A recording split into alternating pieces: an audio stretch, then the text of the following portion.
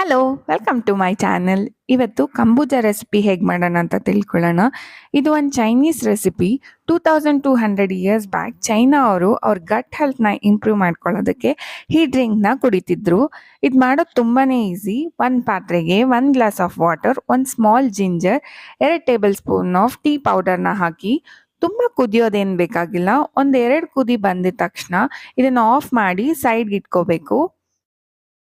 ಈ ಡ್ರಿಂಕಿಗೆ ಬೇಕಾಗಿರೋದು citric fruit. ನಾನು ಇವತ್ತಿಲ್ಲಿ ಒಂದು ಆರೆಂಜ್ನ ತೊಗೊಂಡಿದ್ದೀನಿ.